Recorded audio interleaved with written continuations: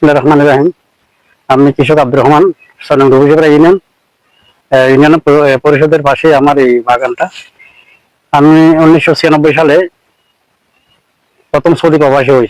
96 সাল থেকে 2005 সাল পর্যন্ত আমি প্রবাসী ছিলাম। ওখানে থাকার পরে দেখি প্রবাসে অনেক কষ্ট। আসলে আমাদের বাংলাদেশের মানুষ যে প্রবাসী গিয়ে যেভাবে কষ্ট করে এটা বলার মতো না। তো আমি প্রবাস থেকে 2005 সালে এসে চিন্তা করলাম, ওই যে প্রবাসে এই যে এইভাবে কষ্ট না করে আমার এখানে স্ত্রী সন্তান নিয়ে আমি এখানে পরিশ্রম করে দেখি। তো এই হিসাবে আমি প্রথমে 2.5 একর এই যে একটা রাঙ্গুই বাগান দিয়ে বাগান আরম্ভ করি। করার ওইখানে আমি এই যে বিভিন্ন ওই যে কলা, চাম্পা কলা, বাংলা কলা, ওই সমস্ত কলা দিয়ে দেখতেছি আমি পরের বছর ওই কলার পয়সা দিয়ে আমি 2 একর আরো কিনি। কেনার পরে এই আস্তে আস্তে আস্তে আস্তে আমি আজ বর্তমান আমার এখানে প্রায় 25 একর বাগান আছে। আর এই যে বাগানের পেছনে আমাদের লামা কৃষি অফিস কিন্তু আসলে আমাকে অনেক সহযোগিতা দিয়েছেন যতটুকু পারে।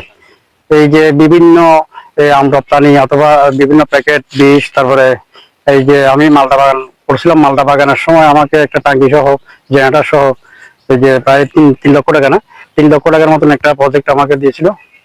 আর এর আগে 2008 সালে আমাদের এই যে অভিজিৎ দাদা প্রায় আমাকে পরামর্শ দিত কিভাবে করলে ভালো হবে, কিভাবে এই যে আমি বাগানের একটা সংরক্ষণ বেড়া দেবো। তো আমাকে পরামর্শ দিয়েছিল ওই যে লেবু গাছের বেড়া দিয়েছিলাম আমি পুরো বাগানটা।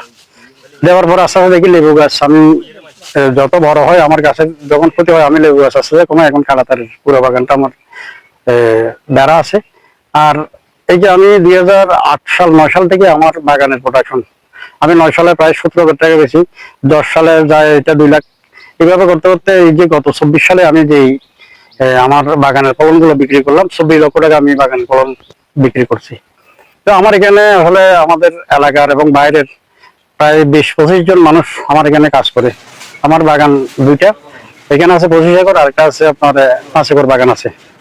আমি অনেক পরিশ্রম করে এই বাগানগুলা এখন এই যে উৎপাদনের পাশে নিয়ে আসছি। যে এখন বর্তমানে আসলে আমাদের এই যে যতটুকু আমরা এই যে ব্যাংক বলেন, যে কোনো সরকারি বলেন, আমরা যতটুকু পাওয়ার কথা ততটুকু পাই না। কারণ আমার সোনালী ব্যাংকে একটা ঋণ আছে, সোনালী ব্যাংকের ঋণ আমার লাগবে 50 লাখ, আমি ঋণ পেয়েছি 5 লাখ। তো এগুলো আসলে আমাদের কিছু হয় না। তো আমি আমাদের বর্তমান সরকার এই কাছে একটা অনুরোধ করবো যে আমরা কিভাবে আরো উৎপাদনমুখী হইতে পারি, কিভাবে আমরা বাইরে কিছু আম দেওয়ার জন্য ব্যবস্থা করতে পারি। যদি আমরা বাইরে আম দিতে পারি তাহলে আমার বাগান থেকে প্রায় 50 লক্ষ টাকার আম যাবে। তো এই সর্বদিকে আসলে আমাদের এই পার্বত্য চট্টগ্রামে যে পাহাড়গুলা আছে, আমাদের এই বাগানগুলা দেখে বিভিন্ন লোক উদ্বুদ্ধ হয়ে অনেক বাগান এখন করার পরিকল্পনা নিয়েছে।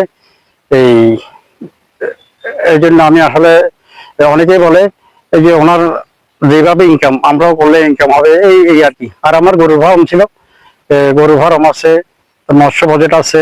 মৎস্য বাজেটে প্রায় বছরে 4-5 লক্ষ টাকা মাছ আসে বাগান থেকে, প্রায় 25-26 লাখ টাকা। হয়তো আমি এখানে আরো এই যে পরিচর্যা ভালো মতো করতে পারলে আমার বাগানের ইনকাম হতো 50 লক্ষ টাকা। এই সর্বদিকেই আমার এখানে আম আছে। প্রথমে আছে এখন আমদুবালি আছে, হাড়িভাঙা আছে, বাড়িপুর আছে, তারপরে আছে আপনার মল্লিকা আম আমি লাগাইছি। মল্লিকা ওগুলো আসলে রূপালী আমার বাগানের মাঝখানে লাগাইলে নাকি ভালো। তারপরে আছে গৌরমতি, গৌরমতি আমি নতুন করে 600 আম লাগাইছি। তারপরে আছে আশ্বিনা আছে, লগ্না আম আছে, এই যাতে প্রায় রাঙ্গুই আম আছে, যেটা আমরা বারমাইয়া বলি আর কি। প্রায় 5-6-7 জাতের আম, ভালো মানের আম আছে। কর্মচারী আছে প্রায় আমার কন্টিনিউ থাকে 4 জন, আর সিজনে প্রায় 20-22 জন কর্মচারী থাকে। নিচে আমের প্যাকেট হয়, আবার এখানেও আমের প্যাকেট করার জন্য বিভিন্ন কর আছে। স্থানীয়রা তো অনেকেই পরামর্শ নেওয়ার জন্য আসে। আসলে আমি আমার মতো করে খুব সুন্দর করে আমি একটা পরামর্শ দিয়ে দিই যেন আমার মতন এরাও সফল হতে পারে।